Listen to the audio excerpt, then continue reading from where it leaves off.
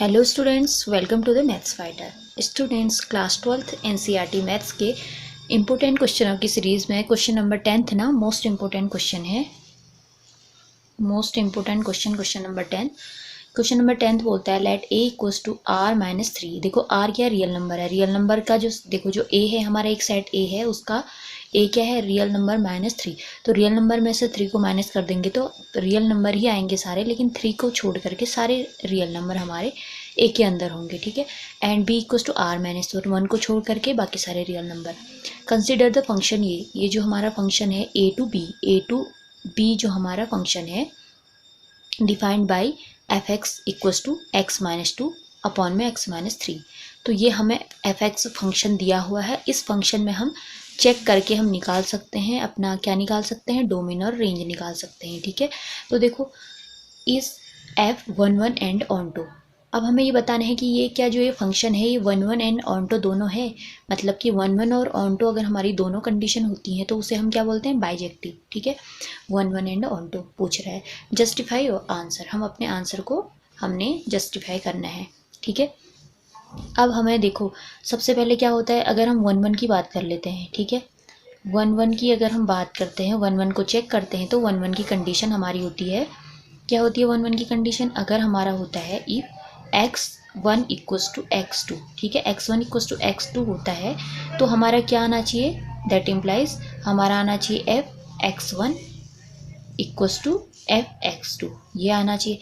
या हम इसी का अपोजिट बोल सकते हैं, if f x1 equals to f x2 ये होगा तो क्या हो जाएगा, that implies x1 equals to x2 हमारा ये कंडीशन हमारी हमने प्रूफ करनी है, ठीक है। ये है तो हमारा ये आना चाहिए, ठीक है। तो ये हमारी 1 की कंडीशन होती है। तो 1 के लिए क्या होता है, देखो इससे पिछले वाले क्वेश्चन में भी मैंने बताया था कि क्या होता है, 1 की कंडीशन सेम वैसा ही है। वहाँ पर बाइजेक्टिव करके पूछा था, यहाँ पे 1 एंड ऑन टू करके पूछा है, बात वही है। 1 ऑन टू को ही तो बाइजेक्टिव बोलते हैं, या बाइजेक्टिव को ही 1 ऑन टू बोलते हैं। 1 और ऑन टू जब दोनों होता है तब हम उसको बाइजेक्टिव बोलते हैं। तो देखो इसके लिए क्या होगा, अब देखो ना, जो एफ एक्स टू है, तो जो x1 और x2 है, देखो हम क्या करते हैं ना, हम हमेशा क्या लेते थे हम, ये जो हमारा पहला वाला सेट होता है, पहले वाले सेट के सारे एलिमेंट्स को हम x से डिनोट करते हैं, और बी वाले जो सेकंड वाला सेट है इसके एलिमेंट को हम किससे डिनोट करते हैं, y से डिनोट करते हैं। इसके एलिमेंट को x से डिनोट करते हैं, इसके एलिमेंट्स को हम y से डिनोट करते हैं, ठीक है, y से करते हैं। अब देखो इसके एलिमेंट को हम x से डिनोट कर रहे हैं, अगर हमने सपोज कर लो इसके 2 एलिमेंट ले लिए तो हमने उसको नाम दे दिया, एक को x1 नाम दे दिया और दूसरे को x2 नाम दे दिया यहाँ पर। तो हमने क्या किया, देखो जो ये हमारा x1 है, x1 x2 जो है ये है हमारा पहले वाले सेट के एलिमेंट है, ठीक है। पहले वाले सेट के एलिमेंट को मैंने x1 x2 लिया है, मतलब कि पहले वाले सेट में से 2 एलिमेंट ले लिए, सपोज कर लो पहला x1 और दूसरा x2, 2 डिफरेंट मैंने एलिमेंट ले लिए हैं पहले वाले सेट के, ठीक है। x1 ये है, और जो ये पूरा एफ x1 है ना, देखो x1 देखो एफ एक्स का मतलब y ही तो होता है, एफ एक्स का मतलब y होता है, और जो एफ एक्स का मतलब y होता है तो ये क्या होता है, ये y हमारा क्या होता है, दूसरे वाले सेट के एलिमेंट होते हैं। मतलब कि जो ये एफ एक्स है ना, ये एफ एक्स हमारा दूसरे वाले सेट जो ये होता है, ये हमारा इमेज, मतलब कि ये हमारा रेंज होता है एफ एक्स। तो हमारा हम क्या निकाल लें, देखो अगर हमने x की वैल्यू क्या ले ली, देखो x1 x2 हमने 2 क्या ले लिए, 2 एलिमेंट ले लिए पहले वाले सेट से। तो हमारी जो हमने पहले वाले, मतलब कि ये हमारे इनपुट माने जाएंगे यहाँ पर, और जो ये निकल के आ रहे हैं ये आउटपुट हो जाएंगे। अभी देखो हमने एफ एक्स हम क्या ले लेते हैं, लेट मैं ये इमेज ले लेती हूँ, ठीक है। ये हमारी इमेज है f(x1) f(x2), ये इमेज हमारी सेकंड वाले सेट है, मतलब ये जो पूरा है ये पूरा और ये पूरा हमारा सेकंड वाले सेट के एलिमेंट है, ठीक है। और ये पूरा हमारे क्या है, पहले वाले सेट के एलिमेंट है। तो मैं लेट कर लेती हूँ f(x1) इक्वल्स टू f(x2) है अगर हमारा, ठीक है। f(x1) जो ये क्या है, ये पूरा इमेज है या रेंज बोलो इसको, f(x1) इक्वल्स टू f(x2) है। तो यहाँ से मुझे क्या निकालना पड़ेगा, क्या प्रूफ करना पड़ेगा, x1 इक्वल्स टू x2। अगर इसको सॉल्व करके x1 इक्वल्स टू x2 आ जाता है तो हम क्या कह सकते हैं कि जो ये फंक्शन है क्या है, 1 फंक्शन है। तो देखो f(x1) की जगह क्या होगा, f(x) क्या था हमारा, x-2 अपॉन x-3 था ना, x-2 अपॉन x-3 था।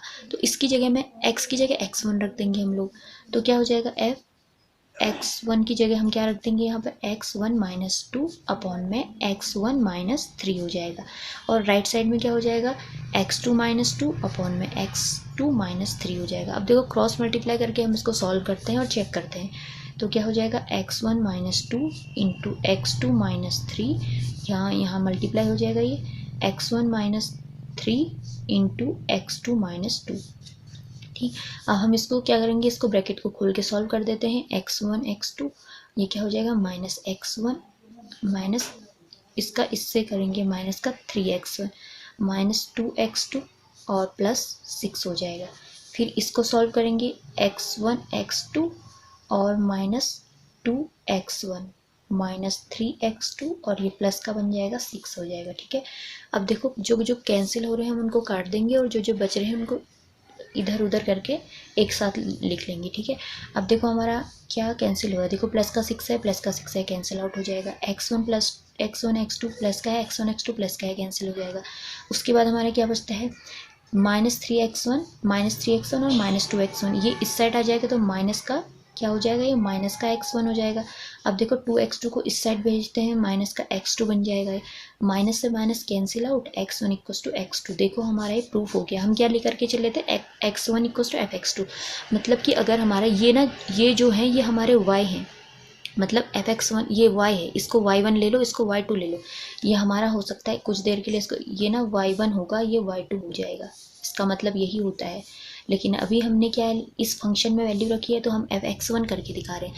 एक्चुअल में क्या है, fx1 ये fx2 हो गई, ये y1 है, fx1 मतलब y1 और fx2 मतलब y2, मतलब जो ये है एलिमेंट ऑफ सेकेंड सेट के एलिमेंट है। ये दोनों सेकेंड सेट के एलिमेंट अगर हमारे सेम है, सेकेंड सेट के एलिमेंट सेम है, मतलब कि इमेज सेम है, मतलब कहने का मतलब ये है कि अगर हमारे देखो यहाँ पे क्या हो रहा है, x1 = x2, जो x1 = x2 है ना, जो हमारे दो एलिमेंट है, उन दो एलिमेंट की x1 दो सेम एलिमेंट, मतलब जो x1 और x2, अगर हमने x1 और x2 जो एलिमेंट रखे और हमारी इमेज क्या मिल रही है, इमेज भी हमारी सेम मिल रही है, मतलब कि एक एलिमेंट की एक इमेज बन रही है।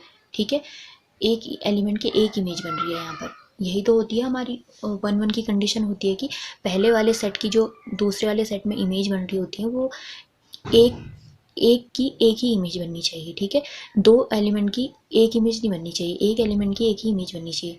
डिफरेंट डिस्टिंक्ट की क्या बननी चाहिए, डिस्टिंक्ट एलिमेंट की डिस्टिंक्ट इमेज बननी चाहिए। डिस्टिंक्ट एलिमेंट की सेम नहीं बननी चाहिए, डिस्टिंक्ट की सेम इमेज बन जाएगी तो वो हमारा क्या हो जाएगा, वो हमारा हो जाएगा मैनी वन हो जाएगा, मैनी वन फंक्शन हो जाएगा। लेकिन अभी क्या है, 1-1 फंक्शन है। 1-1 के लिए क्या होती है, एक एलिमेंट की एक इमेज बननी चाहिए, दो डिफरेंट एलिमेंट की सेम इमेज नहीं बननी चाहिए। ठीक है, तो अभी हमारे क्या थे, सेम एलिमेंट थे, देखो ये सेम एलिमेंट थे, x1 x2 इक्वल है ना, दोनों सेम एलिमेंट है, सेम एलिमेंट की सेम इमेज बन रही है ये, या सेम इमेज थी, तो देखो सेम एलिमेंट थे सेट बी के, तो सेट ए के भी सेम एलिमेंट निकले हैं, उसका मतलब ये है। ठीक है, तो ये हमारा यहाँ से प्रूफ हो गया, ये 1-1 है। ठीक है, 1-1 की कंडीशन मिल गई, हम लिख सकते हैं हैंस दिस फंक्शन इज 1-1। ठीक, ये 1-1 फंक्शन हो जाएगा हमारा। अब हम सेकंड वाले की बात करते हैं, सेकंड वाले को चेक कर लेते हैं, मतलब कि ऑन्टो को चेक कर लेते हैं। ऑन्टो की क्या कंडीशन होती है, ऑन्टो के लिए क्या होता है ना, जो हमारा कोडोमेन होता है, जो हमारा कोडोमेन होता है उसके इक्वल हमारी रेंज आनी चाहिए। मतलब कि देखो इसके लिए हमारी जो रेंज है, रेंज बोलो या इमेज बोलो एक ही बात है, जो रेंज है वही इमेज भी है। ठीक है, तो जो रेंज है या इमेज है ना codomain.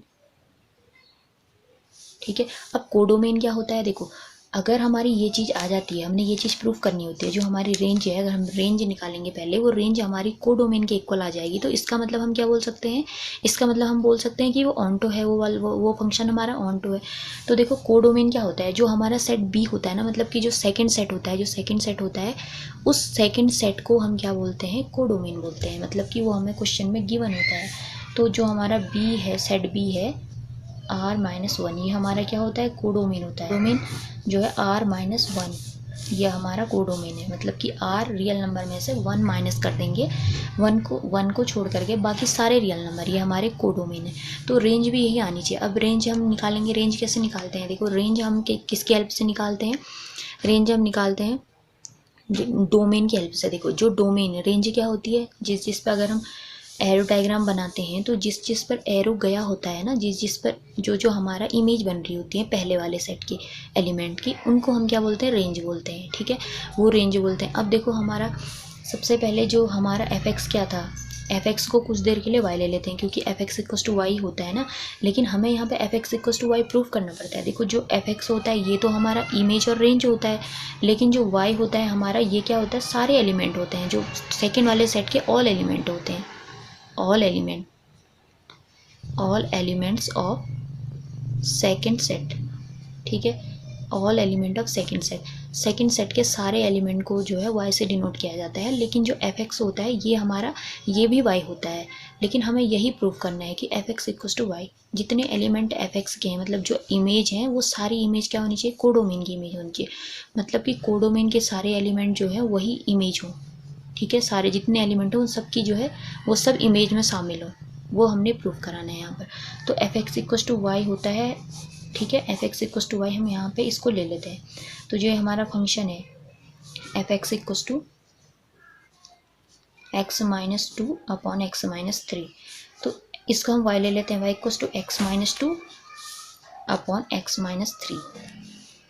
Y equals two x minus two upon में एक्स माइनस थ्री बन गया। अब जो हमारा देखो ये कौन सी वाली कंडीशन आ गई, ये कंडीशन आ गई देखो हमारे आगे न्यूमरेटर अपॉन में डिनोमिनेटर वाली। अब देखो न्यूमरेटर अपॉन डिनोमिनेटर जब हम ऐसी कंडीशन होती है ना, तब हमारा नीचे कभी भी जीरो नहीं होना चाहिए, मतलब कि X minus three not equal to zero होना चाहिए। जो डिनोमिनेटर है वो जीरो के इक्वल नहीं होना चाहिए। अब जीरो के इक्वल नहीं होगा तो हम इसको ये भी तो लिख सकते हैं ना कि देखो X not equal to three, X not equal to three, तो x 3 के इक्वल नहीं होगा। देखो मतलब वैल्यू ऑफ x को ही हम क्या कहते हैं, वैल्यू ऑफ x को ही हम डोमेन बोलते हैं। तो अगर मैं डोमेन की बात करूं तो डोमेन क्या, देखो डोमेन की बात करूं तो डोमेन हमारा रियल नंबर तो होगा ही। डोमेन क्या होगा, हमारा रियल नंबर होगा, लेकिन कैसा रियल नंबर होगा, देखो x not equal to three. Real number होने के लिए इसके लिए क्या करना पड़ेगा, देखो x अगर हमारा ये रियल नंबर होगा तो रियल नंबर होने के लिए हमें x not equal to three करना पड़ेगा। ठीक है, तो डोमेन हमारा क्या है, रियल नंबर है, डोमेन हमारा रियल नंबर है। अब देखो ये हमारा x not equal to three होना चाहिए। अब हम इसको अगर ये वाली वैल्यू को हम x की वैल्यू निकालें यहाँ से, हम इसको किसके टर्म में लिख दें, हम इसको y के टर्म में लिख दें। ठीक है, the value of x in terms of y, in terms of y।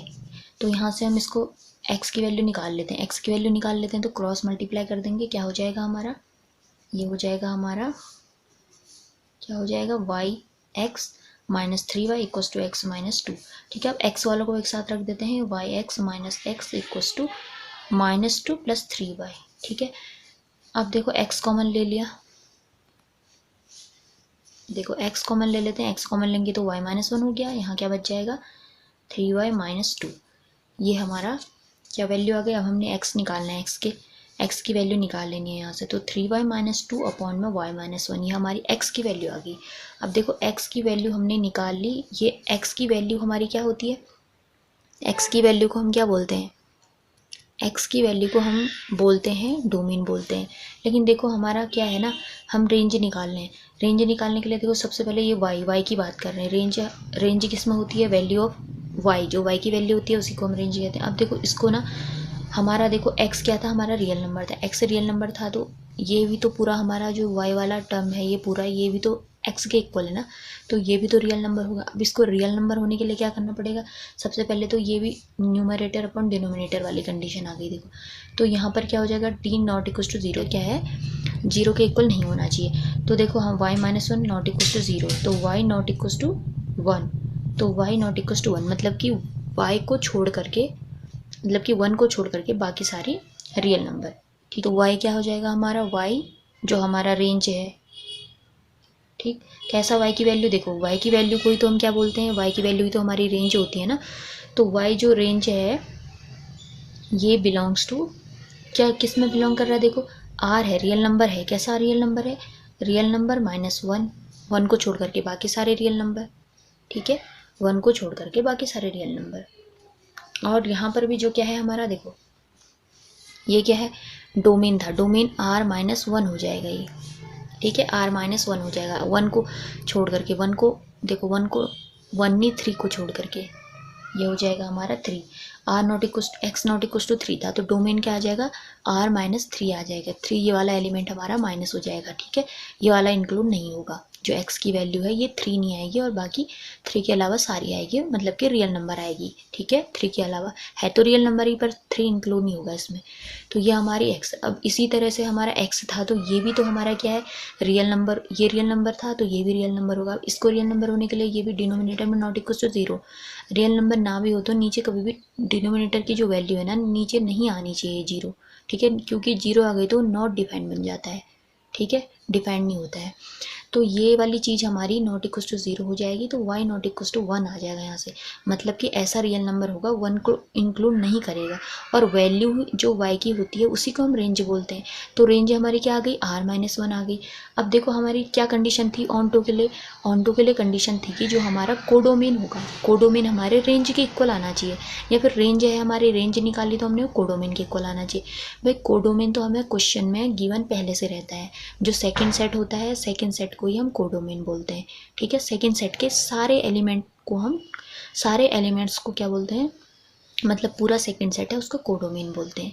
और अगर हमारी रेंज भी वो सारी आ जाती है, मतलब कोडोमेन के जितने एलिमेंट है वो सारी इमेज में शामिल हो रही हैं, उन सब पे एरो आ रहा होगा, ठीक है, वो सारी इमेज में या फिर रेंज में शामिल हो रही हैं, इमेज में शामिल हो रही हैं, तो हम उनको रेंज बोल देंगे। तो बस वही है, तो ये हमारी रेंज आ गई। अब देखो इमेज इक्वस टू कोडोमेन अगर हमारा आ रहा है, रेंज इक्वस टू कोडोमेन अगर हमारा आ रहा है, तो हमारा ये ऑनटो है। तो हमारा क्या था, कोडोमेन क्या था, देखो कोडोमेन भी हमारा क्या था, कोडोमेन r-1 था। और हमारा यहाँ क्या निकल रहा है, देखो यहाँ पर क्या निकल रहा है, ये भी हमारा r-1 निकल रहा है, रेंज निकल रहा है ना, रेंज। तो हम क्या बोल सकते हैं, कोडोमेन इक्वस टू रेंज, ठीक है,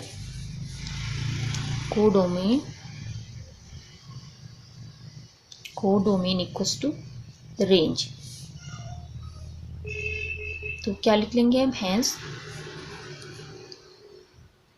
f(x) जो हमारा फंक्शन था, f(x) इज ऑन टू, ठीक है, f(x) is on to.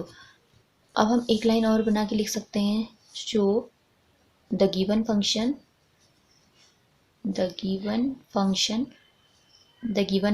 f(x) is 1 1 and on to 1 1 and on to, ठीक है, 1 1 on to है, मतलब कि ये बाइजेक्टिव फंक्शन है ये, ठीक है, जो गिवन फंक्शन है ये बाइजेक्टिव फंक्शन है, 1 1 भी है, ऑन टू भी है। और बाकी हमने जस्टिफाई के लिए हमने पूरा इसका प्रूफ दे दिया है कि कैसे हो रहा है करके, पूरा दिखा दिया है। तो ये क्वेश्चन इंपॉर्टेंट क्वेश्चन है, ये हुआ कंप्लीट। अब मिलते हैं नेक्स्ट क्वेश्चन के साथ अगली वीडियो में। Thank you.